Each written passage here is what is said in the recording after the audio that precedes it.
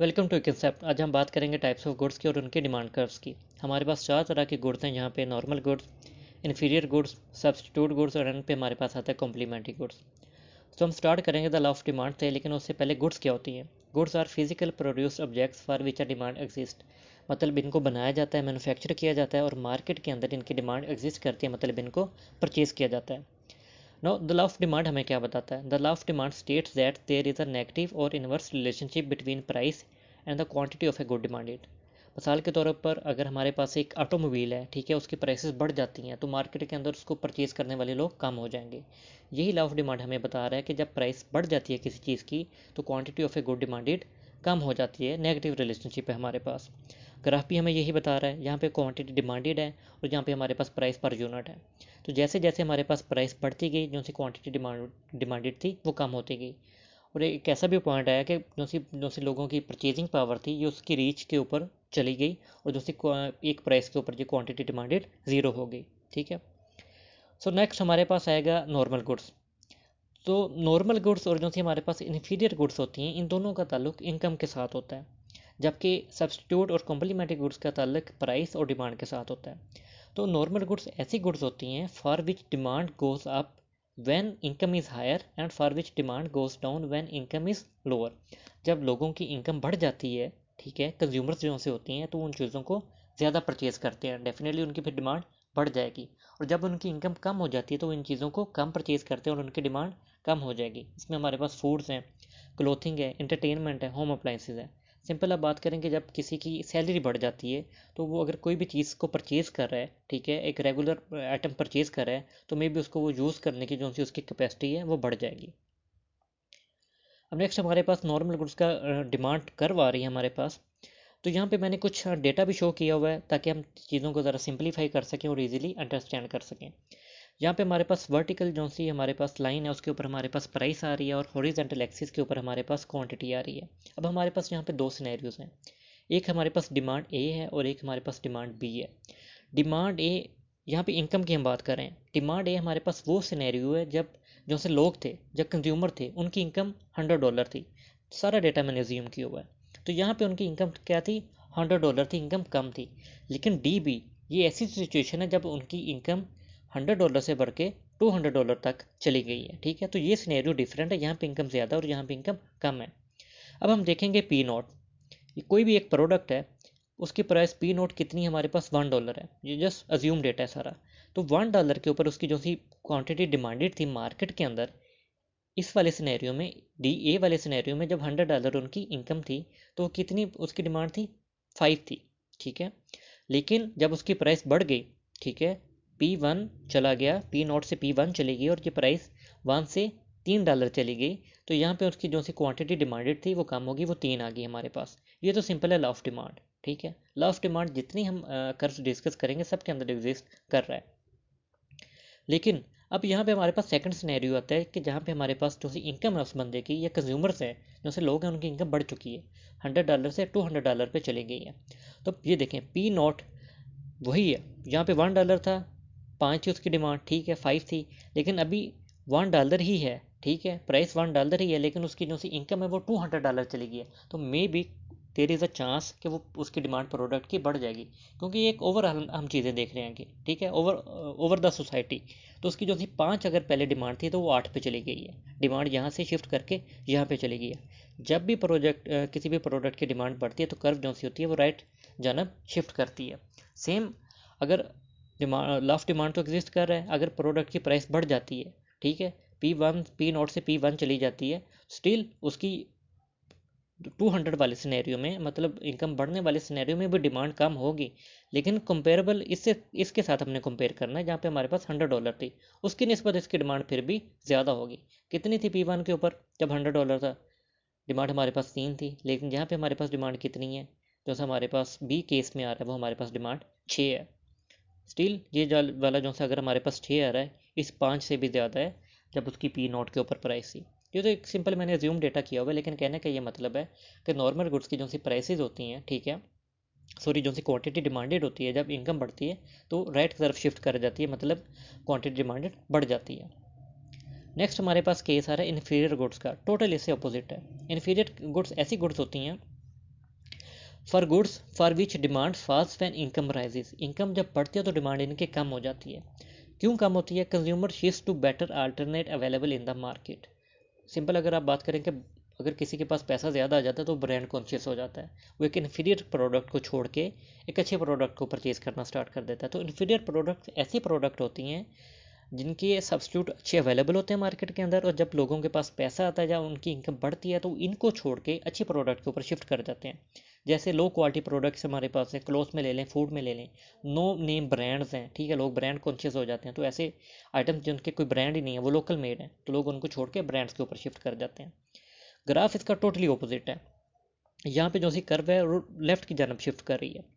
Same चीज़ें हैं, वही हमारे पास है, डी ए हमारे पास, अब डी ए हमारे पास यहाँ पे आ गया, ठीक है, क्योंकि इस केस में हमारी जो सी डिमांड है वो कम हो रही है। तो ये डी ए की अगर हम बात करें, सेम सिनेरियो आपको पता है, डी ए के केसेस में हमारे पास $100 थी प्राइस, सॉरी उसकी इनकम थी। पी नोट हमारे पास $1 के ऊपर जो सी क्वांटिटी डिमांडेड थी वो 8 थी, ठीक है। लेकिन डी बी के ऊपर मैं सिंपली इसको बात करूंगा डी बी की, डी बी के ऊपर ये जो सा पॉइंट है, पी नोट प्राइस सेम ही है, प्राइस $1 ही है, लेकिन क्वांटिटी कितनी होगी? 5 होगी। ये ओवरऑल द सोसाइटी हम बात करें, किसी एक बंदे को लेकर नहीं या किसी एक कंज्यूमर को लेकर नहीं बात करें, तो सोसाइटी के अंदर उसकी जो सी मार्केट के अंदर उसकी जो सी डिमांड थी वो कम होगी, क्योंकि ये एक इन्फीरियर प्रोडक्ट था। लोग ये तीन जो सा गैप आया तीन प्रोडक्ट का, लोग इसको छोड़ के एक सुपीरियर प्रोडक्ट की तरफ शिफ्ट कर गए हैं। सेम अगर प्राइस बढ़े, पी नॉट से P1 चले गए, लास्ट डिमांड तो दोनों सूरत में एग्जिस्ट करना है, जैसे प्राइस बढ़ेगी डिमांड कम हो जाएगी। लेकिन स्टिल इसकी अब देखें, यहाँ पे अगर डिमांड बढ़ने से 100 के केस में जब 100 इनकम थी तो ये 8 से 6 आ रहा था, यहाँ पे हमारे पास 6 आ गया था P1 पे, लेकिन ये P1 पे DB के केस में कितना चला गया? वो 3 के ऊपर चला गया।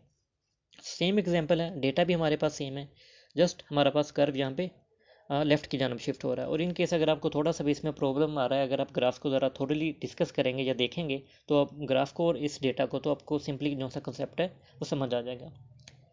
नेक्स्ट हमारे पास आता है substitute goods, are goods that can serve as replacement for one another when the price of one increases demand of the other goes up. अब यहाँ पे प्राइस का और डिमांड का ताल्लुक है।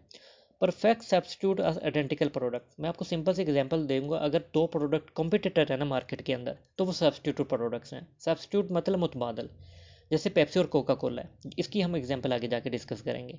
लेकिन अगर एक मोबाइल फ़ोन है, उसके दो मॉडल दो कंपनीज बना रही हैं मोबाइल फ़ोन, ठीक है, तो दोनों आपस में क्या हुई? कॉम्पिटिटर हुई, ठीक है। एंड्रॉयड है या एप्पल है, तो ये दोनों आपस में कॉम्पिटिटर हैं। तो अगर किसी एक की प्राइस बढ़ जाएगी, ठीक है, प्राइस ऑफ वन इंक्रीजेज, दूसरे की डिमांड बढ़ जाएगी, उसकी जो प्राइस है ना बढ़ी, ठीक है, एक ही प्राइस बढ़ गई, लोग अब उसको परचेज नहीं करेंगे, उनकी परचेजिंग पावर से फॉर एग्जांपल ऊपर चला जाती है, तो लोग दूसरे को ज़्यादा परचेज करेंगे। अब यहाँ पे हमारे पास ये ग्राफ है, ये तो सिंपल हमें प्राइस पर कोक बता रहा है, ये मैंने कोक की एग्जांपल ली है और पेप्सी की एग्जांपल ली है, क्योंकि दोनों सब्स्टिट्यूट प्रोडक्ट हैं। अब इसकी प्राइस क्या है? इसकी प्राइस यहाँ पे बढ़ रही है। ये तो लास्ट डिमांड हमें सिंपल बता रहा है कि कोक की जब प्राइस बढ़ी, कोक की जब यहाँ से प्राइस बढ़ के यहाँ पे पहुँच गई, ठीक है, तो जो सा लास्ट डिमांड हमें ये बताता है कि इसकी क्वांटिटी डिमांडेड मार्केट के अंदर कम हो गई। लेकिन पेप्सी का क्या सिनेरियो है यहाँ पे हमारे पास? पेप्सी की अब यहाँ पे प्राइस वही है, पी नोट के ऊपर ही। अगर ये कोका कोला का जो सा पी नोट था, इसी पी नोट के ऊपर इसकी जो सी क्वांटिटी डिमांड था वो क्यू बी चली गई। ये देखें, ये डिमांड ऑफ पेप्सी है ना, हॉरिजॉन्टल के ऊपर हमें डिमांड है, तो ये सारी की सारी लाइन उठ के राइट की तरफ शिफ्ट कर गई, ठीक है, मतलब क्वांटिटी डिमांडेड बढ़ गई। सिंपल कॉन्सेप्ट के तौर पे आप ये भी समझ सकते हैं कि इसका जो सा पी नोट है प्राइस पर कोक का, पी नोट जो सा कोक का, ये इसके पी नोट से ज़्यादा है। अगर ये $1 है तो ये फर्ज करें पी नोट $3 हो जाता है, ठीक है, तो इसकी प्राइस जो सी होती है, डिमांड जो सी कोका पेप्सी की होगी वो बढ़ जाएगी। जस्ट मैं आपको समझाने के लिए कह रहा हूँ। लेकिन असल में होता क्या है कि जैसे इसकी पी नोट से P1 चली गई, तो इसकी अगर पी नोट ही है प्राइस, मार्केट के अंदर वही प्राइस है, तो इसकी डिमांड यहाँ से उठ के बढ़ जाएगी। कंफ्यूज आपको कौन सी चीज़ करेगी? कंफ्यूज आपको P1 करेगा कि P1 पे भी तो प्राइस कम हो रही है और डिमांड भी कम हो रही है, तो ये सिंपल हमें लास्ट डिमांड बता रहा है। अब यहाँ ये भी तो हो सकता है ना, P1 से प्राइस दोबारा P2 पे चली गई, यहाँ पे ले लें P2 से P3, ऐसा ऐसा भी टाइम मार्केट में प्राइस बढ़ रही है। तो हर पॉइंट पे अगर हम बात सिंपल ये करें कि अगर हम पॉइंट्स को कंपेयर करें पेप्सी और कोका कोला के, तो इसके पॉइंट की निस्बत जो सी ये जो सा पॉइंट है, यहाँ पे एक्चुअली इसकी डिमांड बढ़ रही है, क्योंकि इसकी प्राइसेस ज़्यादा हैं और इसकी प्राइसेस कम है। और जैसे कि मैंने आपको बताया कि जैसे ही डिमांड किसी प्रोडक्ट की बढ़ती है तो कर्व जो सा हमारा होता है वो राइट की जानब शिफ्ट होता है। तो ये तो हमारे पास आ गया एक सिनेरियो, ठीक है। सिंपल मैं आपको दूसरी एग्जांपल दे देता हूँ कि यहाँ पे हमारे पास अब क्या है कि इसकी जो सी प्राइस है वो कम हो रही है। इसकी जब प्राइस कम होगी तो इसका क्या होगा, इसकी जो सी डिमांड है वो भी कम हो जाएगी, ठीक है, क्योंकि अब इसकी जो प्राइसेस कम होगी लोग इसको परचेज़ करेंगे। तो इस केस को हम छोड़ देते हैं। नेक्स्ट हमारे पास सिंपल वो इन्फीरियर प्रोडक्ट वाला ही केस आएगा कि जो सी कर्व हमारी है वो हमारी लेफ्ट की जानब शिफ्ट हो रही है। अब इस केस में चूंकि इसकी प्राइस कम होगी कोका कोला बोतल की, तो पेप्सी की जो सी डिमांड होगी मार्केट के अंदर वो भी कम होगी, क्योंकि लोग इसके ऊपर स्टिक करेंगे, इसको परचेज करते रहेंगे। Simple is that. नेक्स्ट हमारे पास आता है सब कॉम्प्लीमेंट्री गुड्स। कॉम्प्लीमेंट्री गुड्स ऐसी गुड्स होती हैं जो एक दूसरे के साथ चलती हैं, ये एक दूसरे के लिए लाजम मुलजम होती हैं, ठीक है। अगर आपने एक प्रोडक्ट की प्राइस बढ़ती है, an increase in the price of one results in a decrease in demand for the other, ठीक है। उल्टा रिलेशनशिप है, अगर एक की प्राइस बढ़ जाती है मीन्स उसकी डिमांड, लॉ ऑफ डिमांड क्या कहता है कि अगर किसी चीज़ की प्राइस बढ़ती है तो उसकी डिमांड कम हो जाती है। कहने का मतलब अगर एक चीज़ की प्राइस बढ़ती है मीन्स उसकी डिमांड कम होती है, तो दूसरे की भी डिमांड कम हो जानी है। अगर समोसों की डिमांड समोसों की प्राइस बढ़ जाती है तो जो सी केचप है उसकी भी प्राइस जो सी है कम हो जानी है, ठीक है, क्योंकि समोसों की अगर कॉस्ट बढ़ जाती है, इंक्रीज इन प्राइस, ठीक है, समोसों की कॉस्ट बढ़ जाती है तो उनकी डिमांड कम हो जाएगी। लफ डिमांड तो ये कहता है। तो जो सा कैचअप होता है उसकी भी जो सी प्राइस होगी वो भी उसी तरह इफेक्ट करेगी, मतलब उसकी भी डिमांड कम हो जाएगी। अब यहाँ पे हमारे पास आ रहा है, मैंने यहाँ पे सेल फोन और सेल फोन चार्जर की एग्जांपल ली है। अगर मार्केट के अंदर सेल फोन की प्राइसेस ऊपर चला जाती हैं, ठीक है, ऊपर चले जाएंगे तो लाजमी बात है ऑफ डिमांड कहता है कि उनकी प्राइसेस उनकी जो सी डिमांड होगी वो कम हो जाएगी, क्योंकि प्राइसेस ऊपर चली गई हैं। तो चार्जर सेल फोन के लिए यूज़ होते हैं, तो चार्जर की डेफिनेटली डिमांड उनको भी परचेज करने वाले लोग थोड़े होंगे, तो उनकी डिमांड भी कम हो जाएगी। अब ये लॉ ऑफ डिमांड हमें सिंपल यही बता रहा है कि जो से सेल फोन थी उनकी जो सी प्राइस थी वो बढ़ गई, ठीक है, प्राइस बढ़ के तो डेफिनेटली डिमांड अपने आप ही कम होगी, लॉ ऑफ डिमांड ये बता रहा है, ठीक है। तो सब्स्टिट्यूट कॉम्प्लीमेंट्री जो सी उसकी गुड थी, सेलफोन चार्जर थे, उनकी डेफिनेटली डिमांड अपने आप ही कम हो जानी थी, तो लेफ्ट की तरफ शिफ्ट चले गए, ठीक है, क्योंकि लेफ्ट की तरफ जैसे ही शिफ्ट होना है, पहले ये हमारे पास सिनेरियो था जब उसकी प्राइस कम थी, ठीक है, फर्ज करें पी नोट ले लें, किसी पी नोट ना ले लें, डी ए केस में प्राइस कम थी, लेकिन अब प्राइस बढ़ चुकी है तो डी ए सारे का सारा डी बी पे शिफ्ट कर गया, ठीक है। जैसे मोबाइल्स की प्राइसेस बढ़ी, सेल फोन जो से चार्जेस की उनकी डिमांड कम होगी, क्योंकि अगर इसकी प्राइस बढ़ी है तो इसकी भी डिमांड कम होगी, इसकी डिमांड कम होगी तो इसकी डेफिनेटली डिमांड कम होगी। तो ये हमारे पास कॉम्प्लीमेंट्री गुड्स की एग्जांपल है। नेक्स्ट हमारे पास कॉम्प्लीमेंट्री गुड्स का मैंने सेकंड केस डिस्कस किया कि a decrease in the price of one results. Decrease price का क्या मतलब है कि डिमांड मार्केट के अंदर ऊपर चला जाएगी। लॉ ऑफ डिमांड हमें ये बताता है कि एक चीज़ की प्राइस कम होती है तो डिमांड ज़्यादा हो जाएगी। जब एक प्रोडक्ट की डिमांड ज़्यादा होगी तो उसके जो सा कॉम्प्लीमेंट्री प्रोडक्ट है उसकी अपने आप डिमांड ज़्यादा हो जाएगी, ठीक है, क्योंकि उसने इसके साथ ही बिकना है। जैसे कैचअप उसने समोसों के साथ ही बिकना है, पिज़्ज़ा के साथ ही बिकना है, तो भी हमारे पास यहाँ पे केस आता है, ठीक है। तो हुआ हमारे पास क्या है कि प्राइस यहाँ से आके कम हो गई है, ठीक है, उसी ग्राफ को मैंने ज़रा चेंज किया हुआ है। तो प्राइस पर जो पर सेल फ़ोन है ये ज़रा कम हो गई है, तो हमारी क्या थी, अब कम हो गई, प्राइस कम हो गई तो इनकी डिमांड Q1 से Q0 पे चली गई है। देखें ये उसी ग्राफ को मैंने थोड़ा सा अल्टर किया तो ये थोड़े से गलत लिखा हुआ है, लेकिन कॉन्सेप्ट ये है कि डिमांड इसकी बढ़ जाती है, एरो मैंने इस तरफ शिफ्ट कर दिया हुआ है। तो सेम उसी तरह अगर इसकी डिमांड जब बढ़ेगी प्राइस कम होने पे, तो जो हमारे पास demand of cell phone charger है इनकी डिमांड बढ़ जाएगी। तो क्या हुआ, कर्व था जो सा हमारा वो राइट की तरफ शिफ्ट कर गया। So that was all. ये जो सी हमारी चार प्रोडक्ट्स की हमने इनको डिस्कस किया और इनकी जो सी डिमांड कर्व्स की हमने उसको डिस्कस किया। आई होप कि आपको जो सी वीडियो वो लाइक आई होगी, ठीक है। और स्टिल अगर आपके कुछ क्वेश्चन हैं तो आप कमेंट्स के अंदर मेंशन करते हैं। चैनल को आप ज़रूर सब्सक्राइब कीजिएगा और शेयर कीजिएगा। Thank you.